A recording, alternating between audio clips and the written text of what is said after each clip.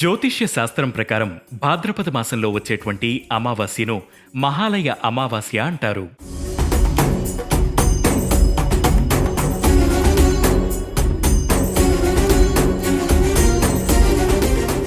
ఈ రోజున చాలా మంది పితృదేవతలను ఆరాధిస్తారు. పితృదేవత ఆరాధన అంటే మన 7 తరాలలో గతించినటువంటి తల్లిదండ్రులు, తాత ముత్తాతలు, బంధుమిత్రుడు, గురువులు వీరి కోసం వదిలేటువంటి తర్పణాలు, శ్రాద్ధ కర్మలు, చేసేటువంటి దానాలు అని అర్థం. ఏ వ్యక్తైనా సరే గతించినటువంటి వారికి సంవత్సరానికి ఒకసారి ఆ గతించిన తిథి రోజున శ్రాద్ధకర్మలు నిర్వహించాలి.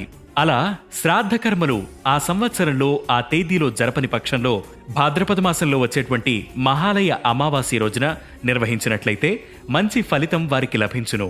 పితృరుణాలు ఏ వ్యక్తైనా ఉంచుకోకూడదని శాస్త్రవచనము. పితృరుణాలు కనుక ఉంటే ఆ ఇంట్లో మానసిక అశాంతి, కుటుంబంలో గొడవలు, ఆర్థిక ఇబ్బందులు, అనారోగ్య సమస్యలు ఏర్పడతాయని పూర్వీకులు చెబుతుంటారు.